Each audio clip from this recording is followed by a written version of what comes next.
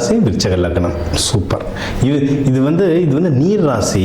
ஆனால் இதுக்கு வந்து எப்படின்னா நெருப்பு வேலை செய்வாங்க. நிறைய பேர்லாம் கமெண்ட்டில் போட்டிருந்தாங்க, என்னங்க இதுக்கு போய் நெருப்பு சொல்கிறீங்க. இது வந்து செவ்வாய் வீடுங்க. செவ்வாய் வீடுனாவே நெருப்பு. அதாவது மெயின் பஞ்சபூதம்னு ஒன்று இருக்கும், இன்னொன்று சப்பஞ்சபூதம். நெக்ஸ்ட் என்ன வேலை செய்யன்றதான் பார்க்கலாம். இது வந்து நெருப்பை வேலை செய்யும். சரி, அதனால தான் அப்போ நீர் கலந்த நெருப்பு என்னது? எண்ணெய். எண்ணெய்லாம் நல்லா வேலை செய்யும். அதை சொல்ல, இதுதான் 2+2 4 தான் அப்படின்னா அப்படி கிடையாது. 3+1 4 தான்.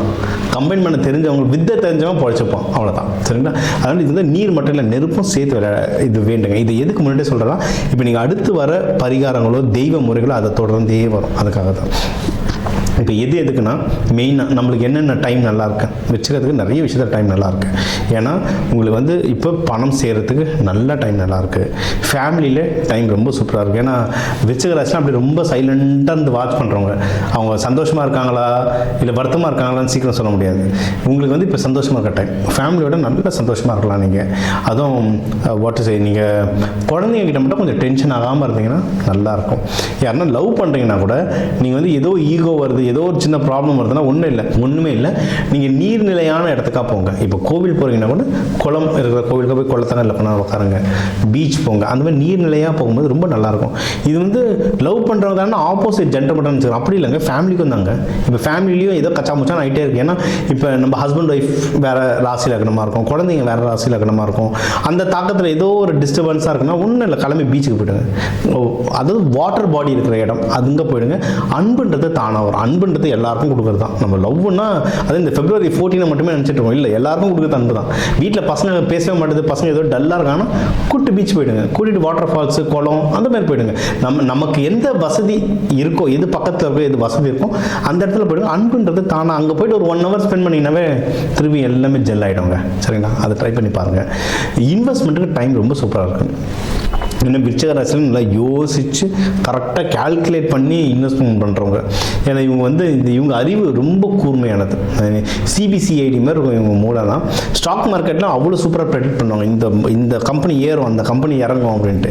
ஆனால் பணத்தை போட்டாங்கன்னா திரும்பி வருமானது பெரிய கேள்வி. அந்த எக்ஸிக்யூஷனில் ஏதோ ஒரு இடத்துல மிஸ் ஆகிடும்.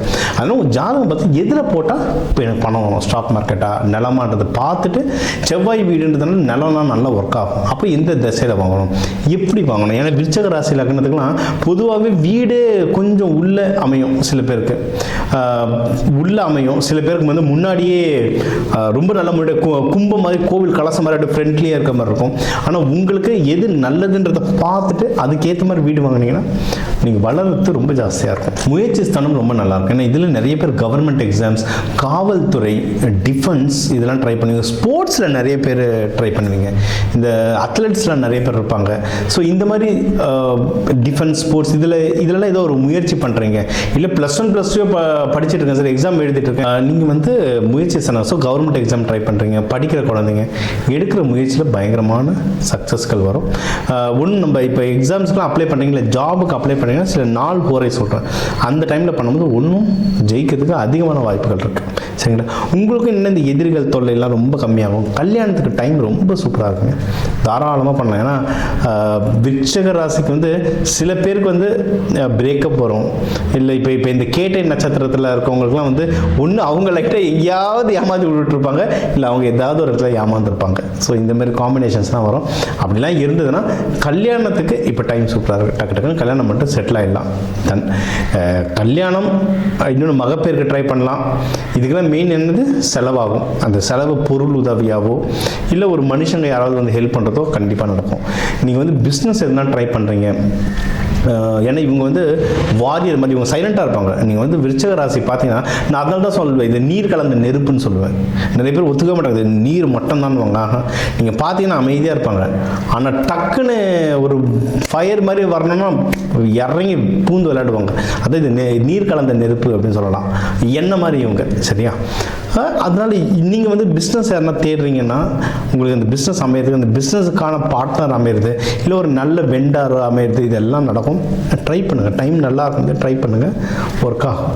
குருமார்களை பிடிச்சிக்கோங்க. நல்ல குருமார்கள், ஜீவசமாதி வழிபாடோ இல்லை தெய்வ வழிபாடு சொல்லுவோம், அதெல்லாம் பண்ண உங்கள் லைஃப் ஒன்றும் சூப்பராக இருக்கும். எதில் ஜாகிரதையாக இருக்கணும்னா பிஸ்னஸ் பண்ணும்போது ஏதாவது தேவையில்லாத பிரச்சனைகளோ பாலிடிக்ஸோ, இது ஜென்ரலாக இவங்க வந்து பெருசாக பாலிடிக்ஸ் உள்ள இன்வால்வ் ஆக மாட்டாங்க, தள்ளி தான் இருப்பாங்க. யாராவது உள்ளே இழுத்தாலும் போயிடாதீங்க. பிஸ்னஸில் யார் எப்படி இருக்காங்கன்றதை கவனித்து பண்ணிங்கன்னா சூப்பர்.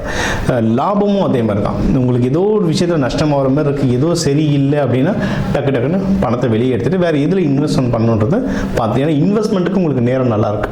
ஸோ பர்சனலாக ஏதாவது இன்வெஸ்ட்மெண்ட் பண்ணணும்னா, இல்லை பிஸ்னஸ் சம்மந்தமாகவே இன்வெஸ்ட்மெண்ட் பண்ணணும்னா எப்படி பண்ணணும், எந்த பேர் ராசியில் பண்ணால் நல்லது, அந்த மாதிரி நீங்கள் நம்ம என்ன சொல்ல ஒரு பிஸ்னஸ் பார்ட்னர் கூட ரைட்டான பார்ட்னர் யாராக இருப்பாங்கன்னு சொல்லிட்டுலாம் நம்ம சில நேம் சஜஸ்ட் பண்ணலாம் உங்களுக்கு.